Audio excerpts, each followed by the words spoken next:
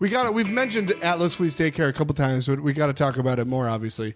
Yeah. So what was the origin? What was the idea behind this parody account? So just kind of being in writers' rooms a lot, I listened to a lot of parents talk about their kids and their daycare experiences. And so about a year and a half ago, I was working on Once Upon a Time in Wonderland. It was the spinoff.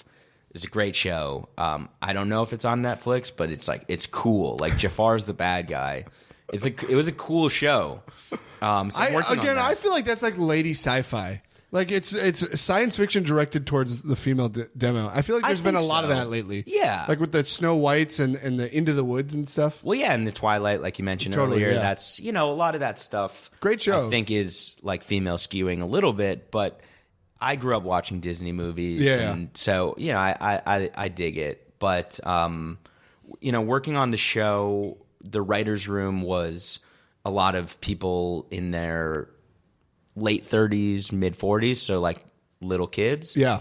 And so, I was writer's assistant on that show, and I was also writing on Off the Rockers at the time. And so just like had a lot going on. It seems like when you're kind of in the flow creatively, just like ideas keep coming. Yeah. So I was doing a lot of stuff, and the writers were talking about their kids, and I'd kind of been into starting like parody Twitters and have a few different parody Twitters going.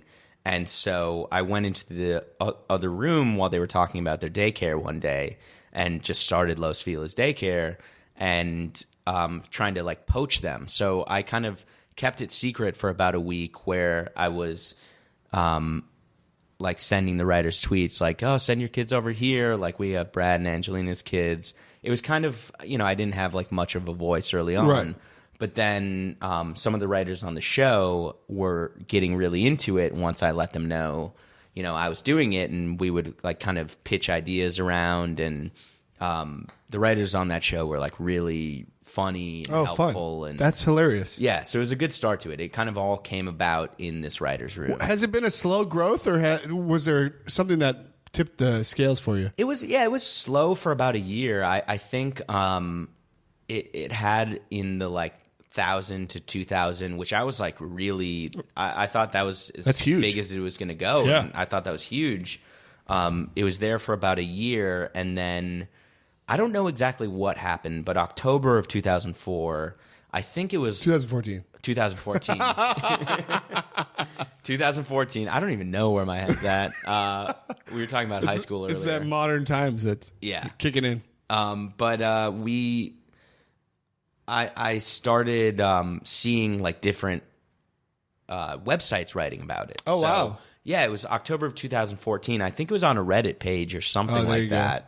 And then in about a week, there were like 6 different articles written about it, and I started getting emails and calls. And then from there, it just kind of it grew to like 10,000 in one day, and then I think it gained like between like 30 and 40,000 followers in like a 2-month span. Yeah, I was at iOS and just I think leaving a class and somebody mentioned it, and that's how I discovered it, and I thought it was fucking hysterical. Thank you. Yeah, I mean I've been so surprised with the word of mouth. I think a lot of it took place in like daycare pickups and drop-offs. Sure. And so, I think it was something that it kind of was really lucky that it came about around the time that like the anti-vax movement was really gaining and becoming a hot button issue. And I've been asked about that a few times, and I just have I have nothing to say about it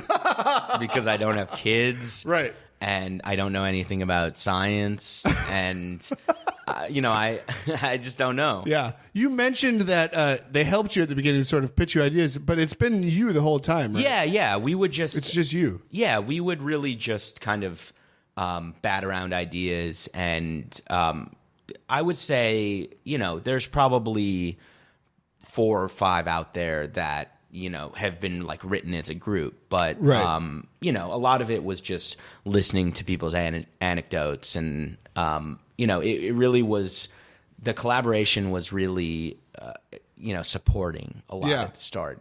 They were just really supportive. You mentioned at the beginning that you're trying to pace yourself now and not oversaturate it. Yeah. Josh Simpson, our mutual friend I had on recently, he sort of had a big time Twitter parody account.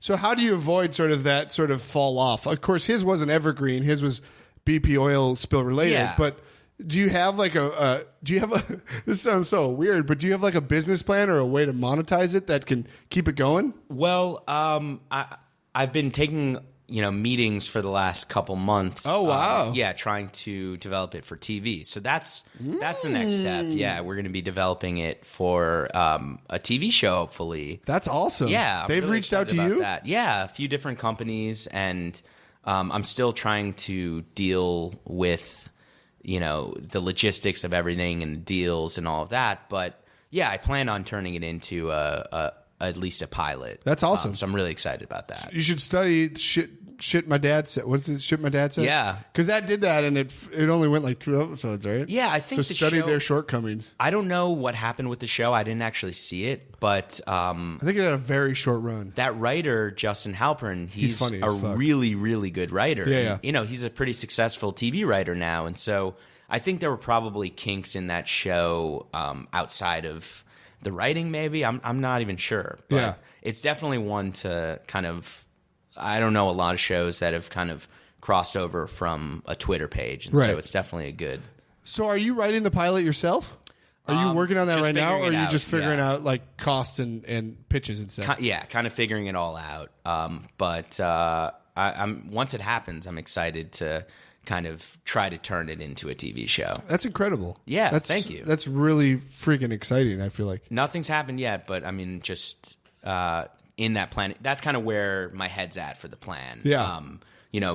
People have talked about like a website and T-shirts and stuff like that, and I think that's all great. But since I aspire to be a sitcom writer, that's really where I've been focused. Absolutely, that totally makes sense. I love it.